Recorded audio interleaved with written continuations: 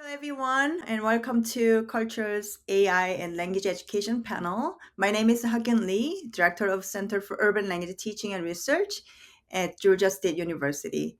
This year, instead of hosting our in-person World Languages Day, we prepared this online panel on AI and language education, which is a timely and critical topic that reflects the changing landscape of teaching and learning. So we are so excited to bring together leading voices in the field, explore how AI is reshaping language education, which expands access, enhancing creativity, and supporting both teachers and learners in new ways. With that, I'm pleased to turn things over to our moderator, Dr. Tim Jansa, International Education Consultant and Leadership and Organizational Development Advisor. He will introduce our panelists and begin the discussion. Thank you so very much, Dr. Lee. I really appreciate you making the introduction. Our topic, as you all know, is AI. AI is such an incredibly important topic these days and is really impacting education, especially language and intercultural learning. So, what we're trying to accomplish in this panel over the next 35 minutes or so is to see if we can bridge the gap between education, especially language and intercultural learning, that is ultimately about human interpersonal connection and AI and its power as a tool by still maintaining the human connection that language and intercultural learning in particular allow us to forge. We have assembled a great panel of experts who will be sharing some of their experience and their wisdom with you. And these people, I'm going to go in alphabetical order here. Um, First one is Ms. Dara Devane. She's an associate learning designer at Duolingo, which I'm sure all of you are very familiar with. Then we have Dr. Marta Galindo. She's the director of the Center for International Resources and Collaborative Language Engagement, short CIRCLE, at Georgia State University. And then we have Dr. Kyu Kim, who's an associate director in the Department of Learning Sciences and founding director of the AI2 Research Lab, also at Georgia State University. So, Dr. Kim, I would love to start with you actually, since your focus is on designing adaptive technologies to, it says on the website, to create equitable and productive learning opportunities. You're also an e-learning consultant to trainers, so I think you have a fantastic perspective on the global landscape of education and how it has been impacted by AI. So I would love for you to start and kind of give us a little bit of an overview of how you see how the overall educational landscape has changed since the release of ChatGPT almost exactly 2 years ago. So thank you for the introduction. So I have been involved in multiple AI-driven technology development and then research projects funded by National Science Foundation, including AI Institute for Adult Learning and Online Education.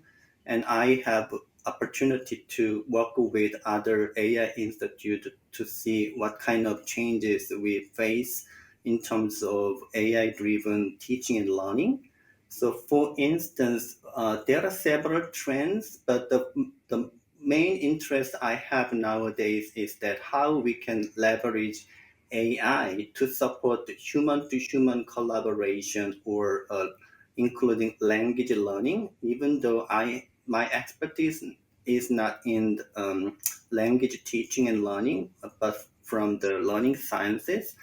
I have several examples you may be interested in. For instance, there is one AI institute named AI for Exceptional Learning. So they are building up a language model to early detect students who need special support for the language training.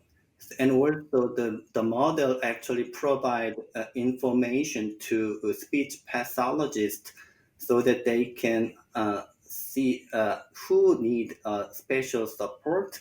And then the model itself will help us to develop customized, personalized, adaptive support for those special students. So that's the way how AI can serve to support the student language learning.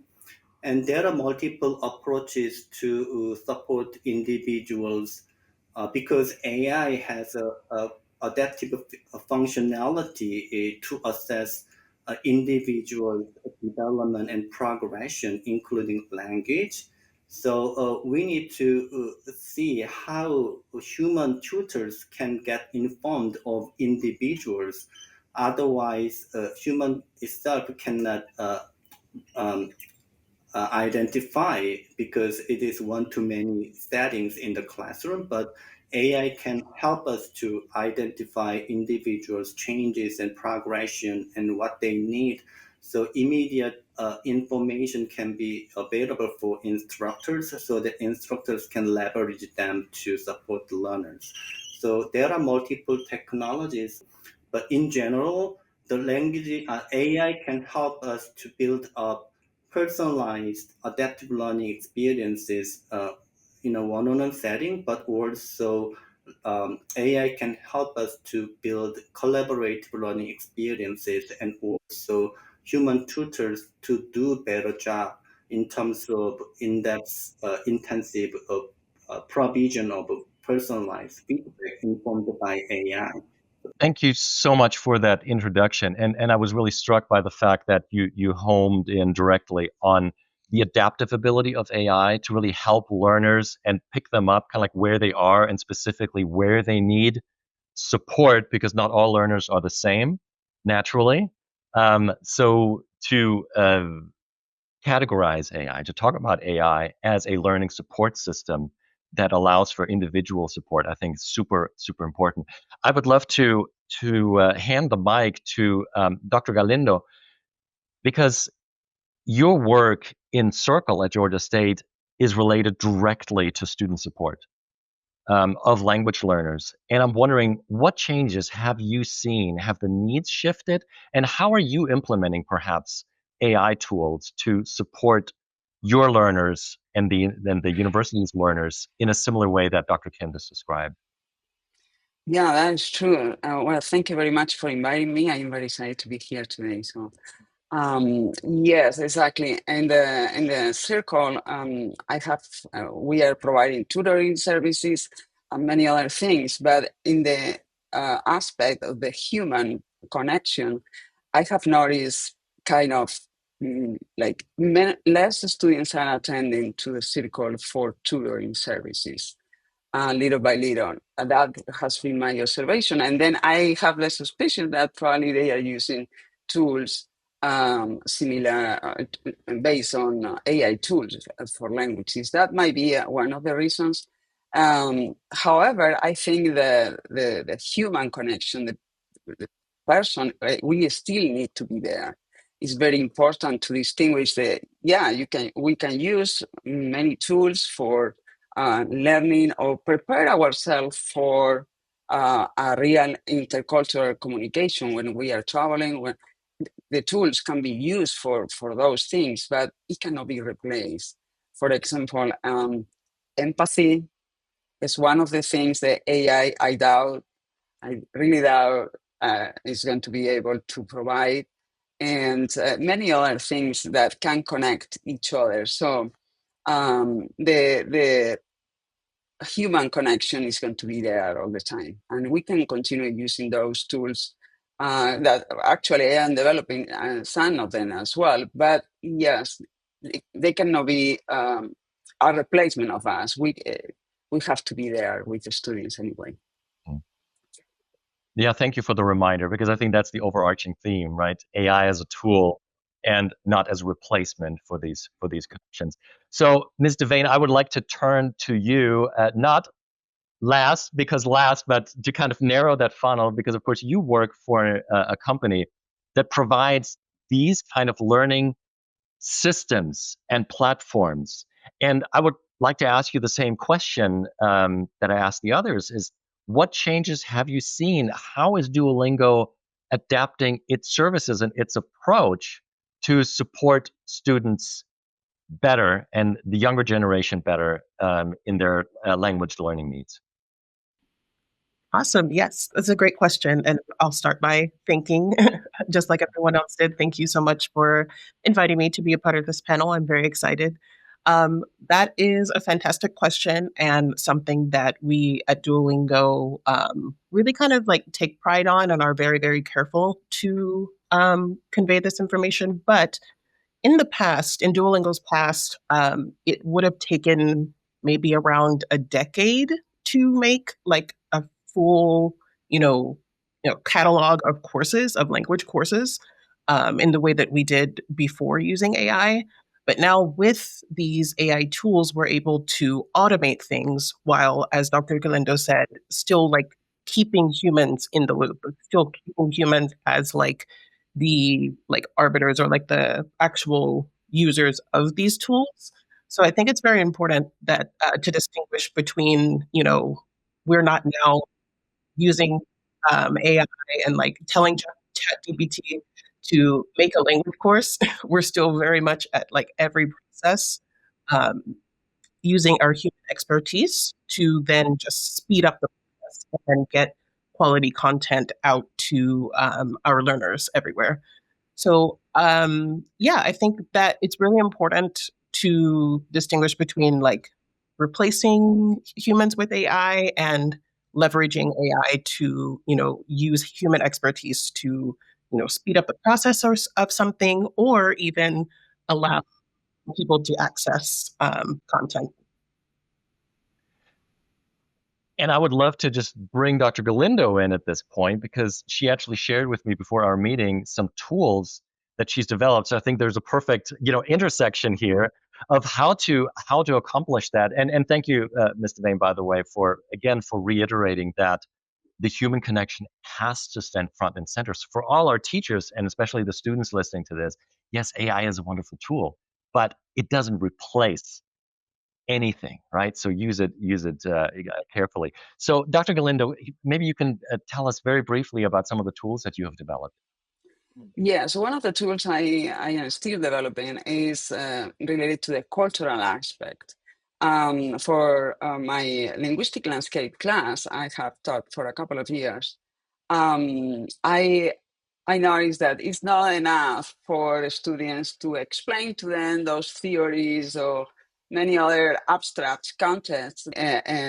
So I developed this tool for sending the students outside, take pictures about their neighborhoods, their environments, not too far, even inside of the your estate, take pictures and then come to the classroom with those pictures and we can discuss about them. And I use AI to discover more things that we can see. Sometimes we are missing many details that AI can help us with that. And without any prompt, it's going to tell us the historic components, the geographic area, and many other details about that. So that is going to be amazing to open conversations in the classroom with the students about intercultural awareness. So you're already addressing, I think, one of the biggest challenges that we have briefly touched on, which is the kind of the abuse of AI. Dr. Kim, what is your experience with some of the maybe the dangers and the pitfalls of misusing AI in education, and how can that be countered? So there is a raging consensus about the AI in education, including plagiarism or the that is a typical way issue. Recent research I conducted was to investigate the functionality of AI detection tools widely used in higher education institutions like Tonirin or a GPT-0. But unfortunately, our investigation shows that they are not reliable and almost fail to detect it, especially when AI generated texts become humanized using another AI tool. But as I said, despite these bad aspect of AI affecting higher education, including language training. But still, AI has a great potential we can leverage toward the right directions. As I said, personalization, adaptivity, and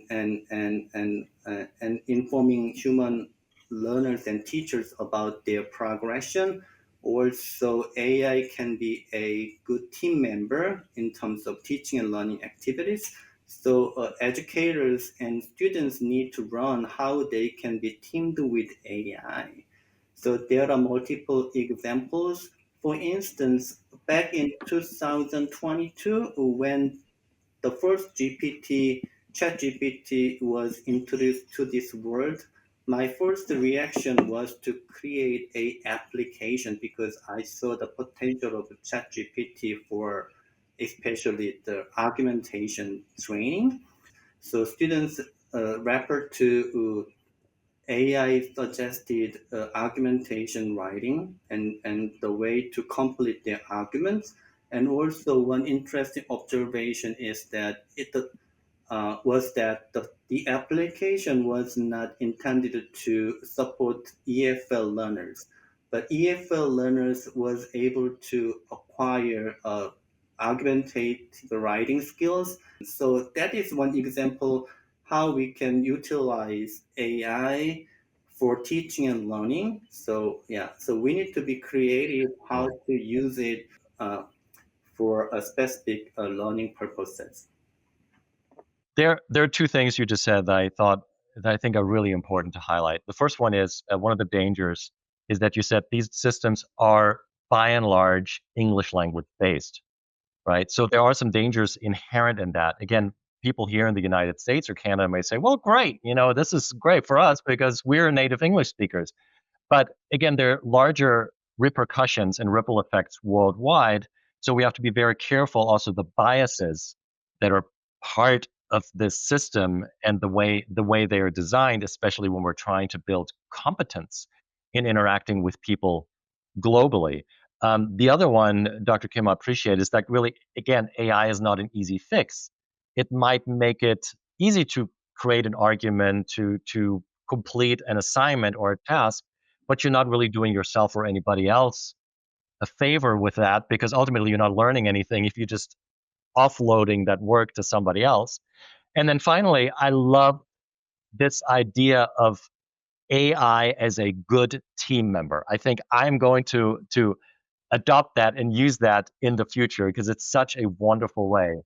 Which again then brings me to think when we talk about team members, a lot of our students in particular, they're already thinking ahead. What's going to happen after high school? What's going to happen after college? When I enter the workplace, Mr. Vane, I would love to kind of bring you in at this point. Um, what have you seen in terms of maybe changes and shifts in how Duolingo, in particular, is being used at the workplace to enhance not just language, but also intercultural communication in general? Oh, thank you. Yes, that's a great question. So I can kind of think of it in two different ways, this question. So in the first way, as a lot of you know, that we've kind of been famous in the media for using AI. And it's not just in our content creation process, it's in everything, like our recruiters, our marketing team, like we're all using it, like I said, not as a replacement for these roles, but as a way to leverage the like speed at which these AI tools can complete a task or um, and, a really good example Dr. Kim gave as like an argumentative thing. Like it's really great at like summarizing text and getting to the meat of something, as we'd like to say. But then in the other way, there is this term in the tech industry called dog fooding, kind of a funny term, but it basically means that you, as an employee of a company at Duolingo, at Google, at Apple, you have this sort of, responsibility you should feel to test, like be a beta tester for all of the new tools and features that you're making and developing at the office, at the company. So we, as Duolingo employees, are constantly dogfooding. We're constantly testing our new features and giving it feedback and talking to the teams that are making those things. We're giving feedback to across team, across department to get the features to be best, like out of the kind of prototype version, get it to the best version it can possibly be in before we release it to the public. So yeah, I think there's multiple ways that we're all constantly like using AI and also, making sure that like the output that it gives us is good enough and it meets our quality bar. Dog fooding, what a fantastic term. So you're always bringing in the human element here to kind of filter this a little bit. Dr. Kim, please. Yes, I love the word dog fooding.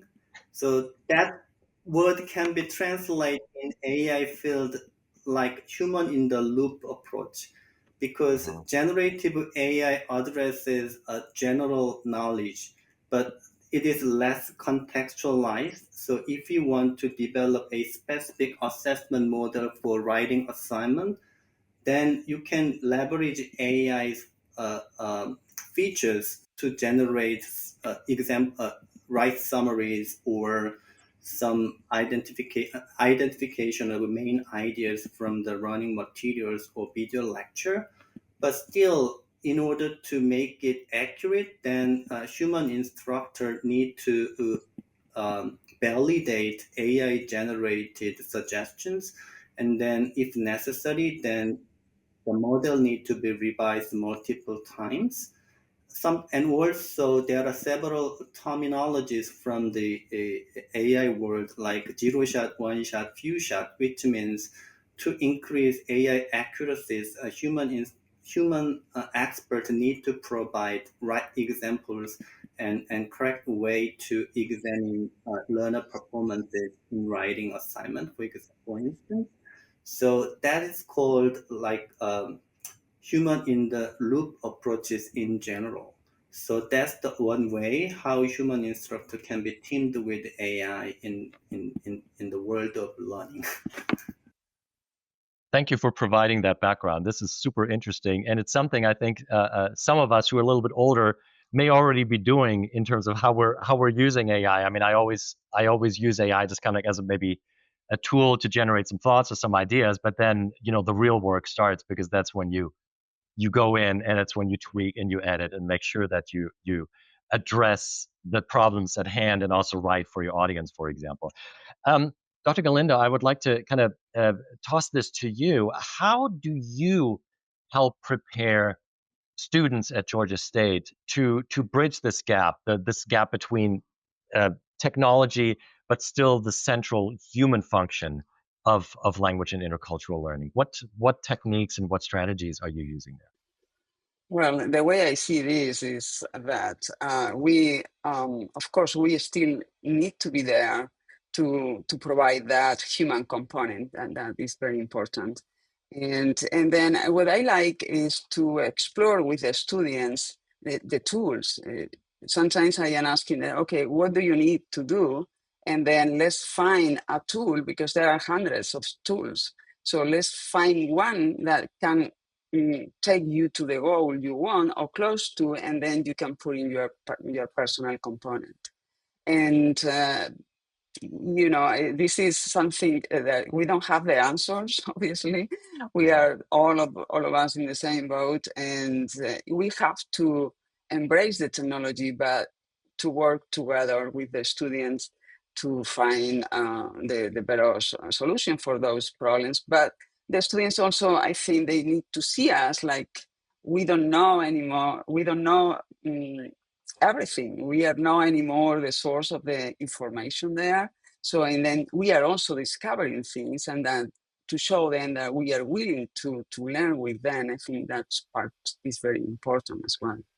As I mentioned before, the empathy, the humor sense, and all of that, I don't think AI is going to be able to replace us, even though I am very pro of AI. Yeah, I appreciate the reminder that this technology, like any new technology, and AI still is relatively new, right, in the scope of things, is always developing, is always evolving. And even though sometimes, especially for the students who are watching this, they might think, "Gosh, AI is going to take away so many jobs in the future," but it's also going to create a lot of jobs and a lot of opportunity, especially as Dr. Kim said, the humans in the loop is a big part of it. AI as a good team member, but not necessarily replacing anything. Um, I would love to get to one of the questions that was asked by our audience members, and that is a very kind of practical one. And that is, does AI make it easier or harder to stay motivated while learning a language? So maybe, Ms. Devane, what are your thoughts on that? Sure. Well, this is a really great question, especially it's very um, related to what I do at Duolingo because we are so focused on motivation. That's why you see like the gamification is what we call it, but the gamified elements of your app, like you points. There is a leaderboard. You have a daily streak that you can either keep or break. So you're motivated to come back to us day after day. So now with AI, though, that's a really good point. I feel like there are some people, or maybe there's a tendency in some people to use AI as kind of a shortcut with a bit of our work. And so, in that way, I could definitely see it being demotivating to keep going because you're like, oh, I can just use AI to do what I need to do. Basically, the whole, oh, I can just use Google Translate when I go on my trip, my trip to a foreign country. I don't have to learn the language. But as Dr. Galindo has pointed out throughout this panel discussion, there's really no way to replace human interaction and human language with these tools. So, human language is always going to evolve in a way that AI can't really predict. So, I think that it can be motivating if you're using the right tools. If for example, one of our really cool features that I love on our app is called Video Call, where you can basically FaceTime with one of our characters. If you've ever seen the app, you know that we have these cute characters to interact with. But this way, you're kind of using, as Dr. Kim said, the chatbot as a team member, as a conversation partner. So I feel like things like that, really cool features and tools like that, can actually be more motivating than demotivating. So I think it depends on what kind of tools you are using and what you're looking to do. Yes, I have a couple of anecdotes I can share describing learner motivation to use AI, or how AI motivate learners to utilize it. For instance, in our program, once a month we had lunch meeting with doctoral students.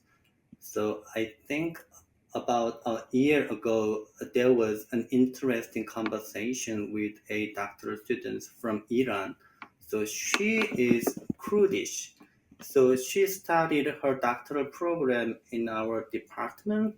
And then in order to practice herself with everyday English, she used ChatGPT in a mode of voice-to-voice communication, and then she started conversation with ChatGPT in various settings in US. So she want to run about how to communicate grocery store members in Kroger. So she set the environment context as a grocery shopping in Kroger near Atlanta, and then she started conversation with ChatGPT. So that's the way she run how to develop communication skills in US context. So it was very interesting things because the students itself themselves created a better way to run language. So another example is my daughter Claire. She's now in Vanderbilt. But 1 year back, she had a 1 month internship in Palencia, Spain. So to prepare her trip and brush up her Spanish skills, so she studied lessons with one tutor in Spain using Zoom. It is like subscription based, a human to human virtual conversation. But I introduced the way my doctoral students did, and then she started to use ChatGPT to practice Spanish because Spanish is one of the languages serviced by ChatGPT. So she started conversation with ChatGPT using voice mode within the context of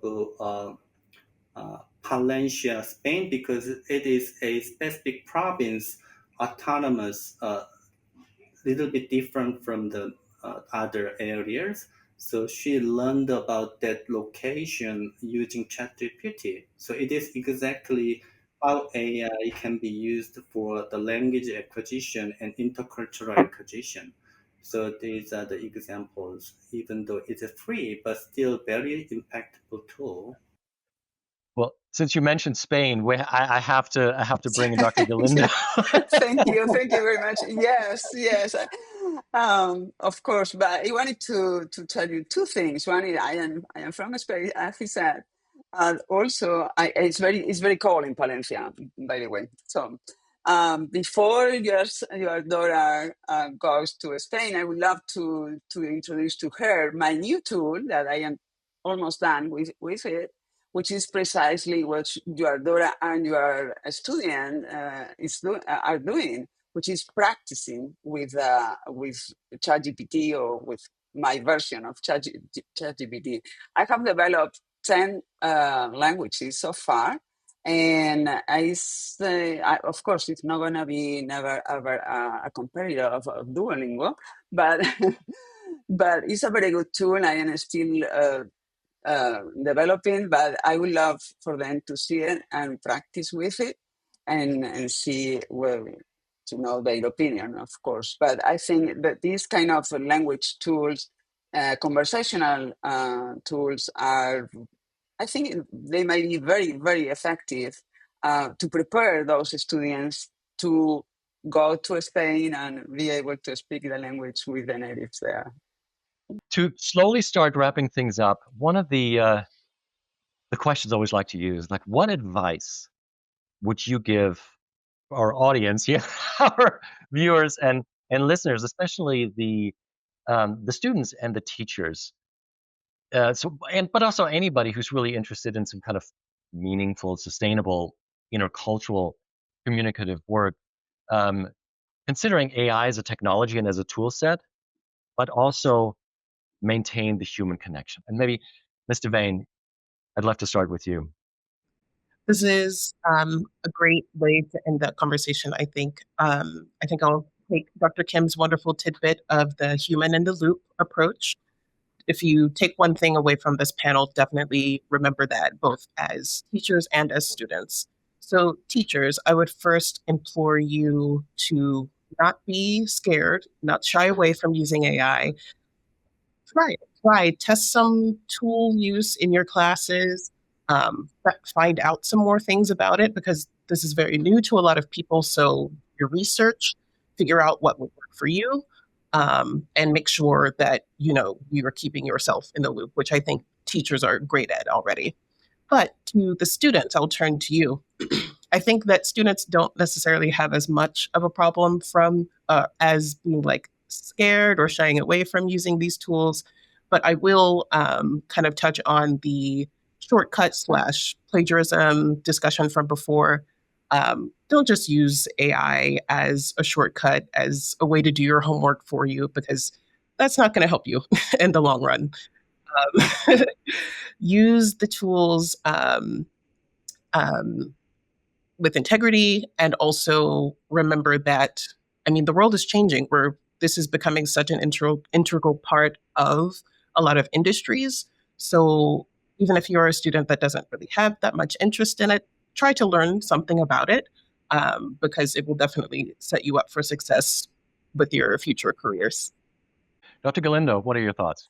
I would say stay critical, stay curious.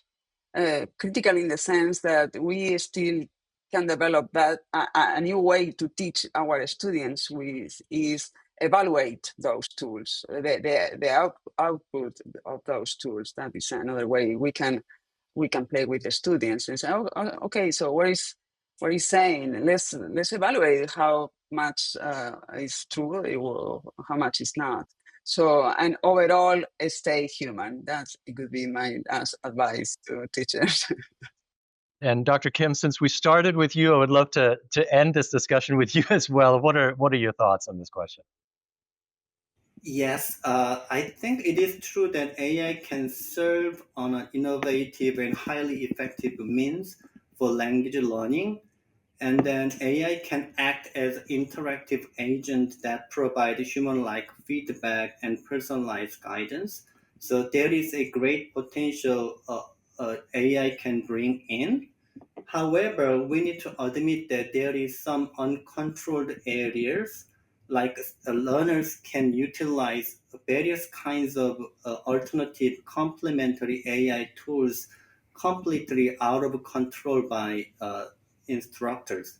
So rather than passive, instructors need to be proactive. They need to adopt better ways to integrate AI technologies to their teaching practices as part of curricular activities. And they need to bring in new ideas brought by in AI to their teaching practices. So they need to be innovative. That's the one aspect human tutors may take to innovate their classrooms with new emerging technologies. However, I want to point out a concern like over reliance on AI by students could make their cognitive skills lower. So they need to develop higher order thinking skills such as critical thinking or evaluative analytic skills and creative skills too. For instance, summarization is not a simple assignment. It require learners to identify main ideas across the learning resources and then connect them to build a solid model of the learning material. But nowadays, AI can create a summary outcome quickly, just single attempt of prompt. So if an instructor asks a student submit a summarization or even argumentation or analytic paper of the learning material as part of a writing assignment, then many students can do it using AI without any their cognitive effort. So instructors need to change their teaching practice and the ways of evaluation. So just summary assignment or writing assignment may not work to help them to actually develop higher order cognitive skills. So perhaps we need to go back to our old ways of showing their ability. Like for writing context, they need to do writing assignment on paper in classroom, and also they need to verbally present what they understand in classroom. So I Yeah. think learners can practice themselves with high-end, very advanced technologies, but in terms of showing and doing, we may utilize our old ways so that they can demonstrate their ability in terms of cognitive skills and writing skills. So that's what I'm thinking nowadays, how to combine old ways with the new technology. So, in essence, I think what Mr. Vane said was great. Use AI with integrity, and this is true both for learners, but also for instructors, and especially for the learners. Don't blindly use any new tools, shiny new tools that might be popping up. Be critical about it. And again, this is part of, I think, probably one of the most important 20th century skills, which is digital literacy, right?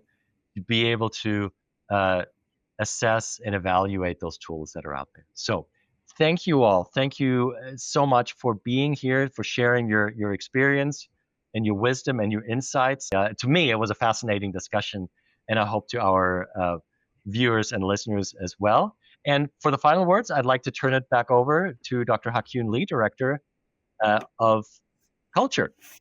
Yeah, thank you so much, everyone. It's special thanks to our panelists who shared their insights and expertise. For me, I learned a lot. I first time to hear about dog fooding. I think that's very interesting. And special thanks to team who led such a thoughtful and engaging discussion. So I really appreciate it. So at Culture, we remain committed to supporting global language education and exploring how innovation can strengthen our mission. So although this year's World Languages Day looks a little different, but we hope today's panel sparks new ideas and conversations that continue beyond the event. Thank you, everyone, for being with us, and we look forward to seeing you again soon. Thank you. Thank you very much. Thank you. Thank Thank you. Appreciate it. you. Thank you. Bye bye.